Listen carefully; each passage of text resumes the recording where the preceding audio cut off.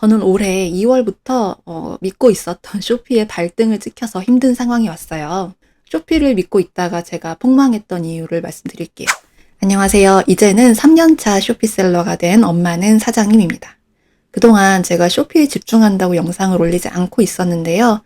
그것도 이유였긴 했지만 사실은 과연 내가 영상을 올릴 자격이 있나 하는 생각이 컸었던 것 같아요. 제가 올해 2월부터 페널티 때문에 갑작스럽게 쇼피에 위기가 왔었거든요. 지금도 열심히 복구하고 있는 중인데요.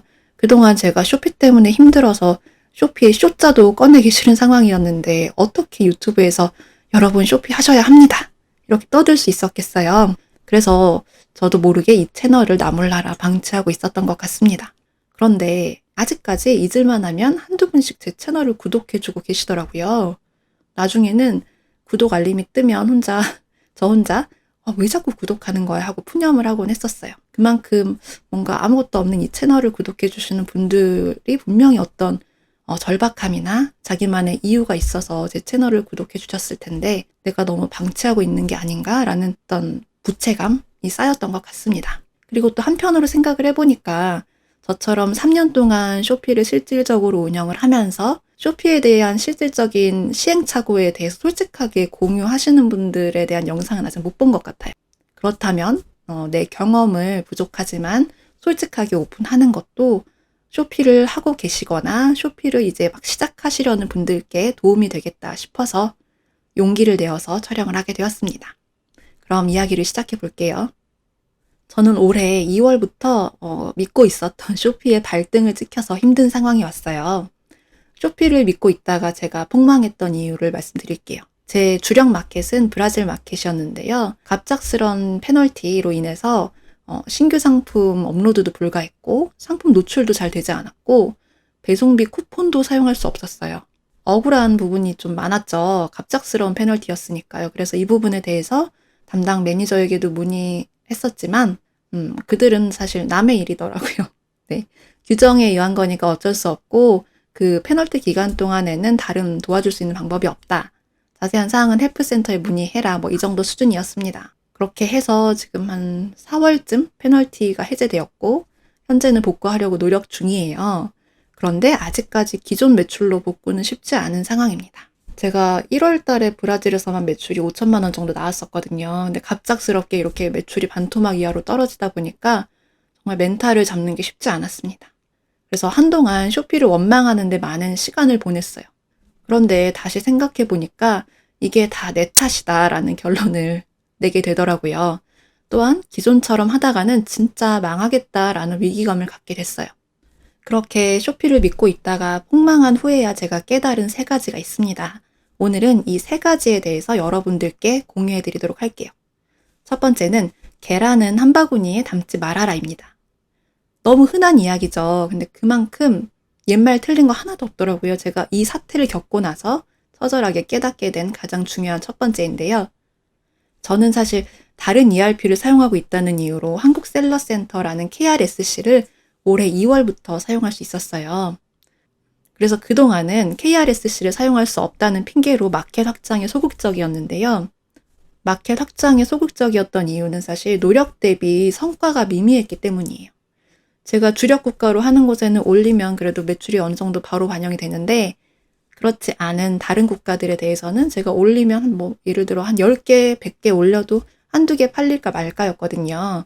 이렇게 노력 대비 성과가 거의 없었기 때문에 그동안에는 주력 국가에 많이 신경을 쓰고 있었는데 이번에 이렇게 주력 국가의 배신을 당하고 나서 깨달은 것은 성과가 미미했더라도 꾸준히 다른 국가들도 상품을 리스팅했으면 어땠을까 하는 것이었습니다.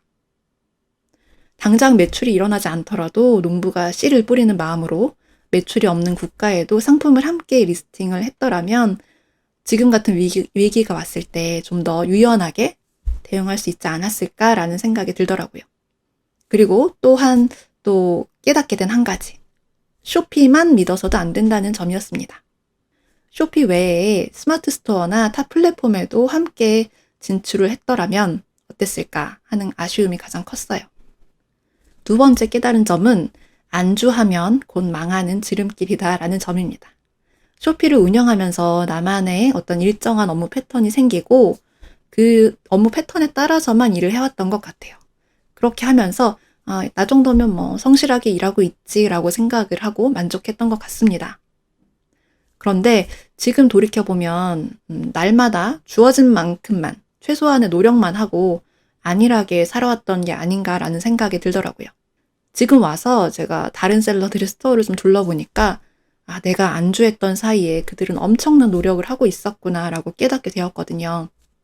그래서 여러분도 늘 하던 패턴대로 내가 업무를 하고 있지 않나라고 돌아보시고 다른 샐러들은 어떻게 판매를 하고 있는지도 계속 벤치마킹을 하시면 좋을 것 같습니다. 세 번째로 깨달은 점은 내 일에서 성과를 낼 수 있는 점이 무엇인가 라는 그 핵심에 집중해야 한다는 점이었어요. 요즘 해외 구매대행 셀러들의 유튜브를 제가 많이 보는데요.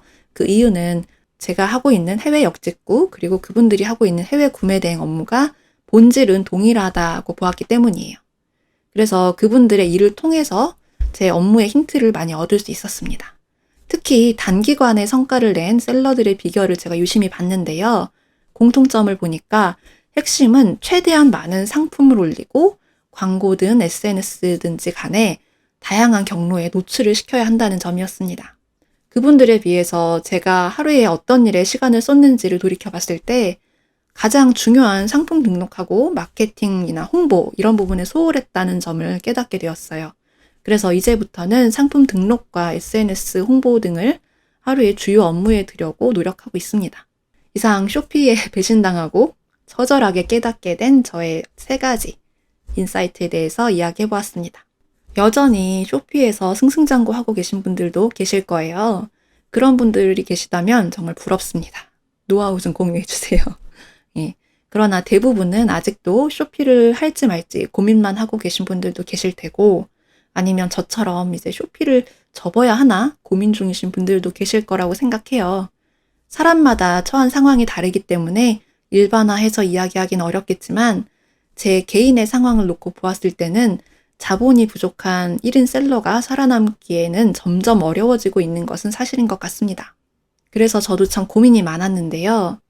제가 내린 결론은 저는 포기하지 않고 해외 역직구 셀러의 일을 좀 더 제대로 해보려고 합니다. 그 과정에서 어떤 성과가 나오거나 아니면 또 다른 시행착오가 생긴다면 그 부분에 대해서 가감없이 제 유튜브 채널을 통해서 여러분께 공유하도록 하겠습니다.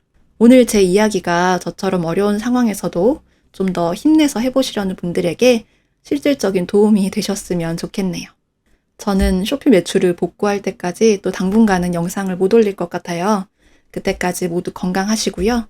구독 아직 안 하셨으면 꼭 해주세요. 저는 또 언젠가 다시 돌아올게요. 감사합니다.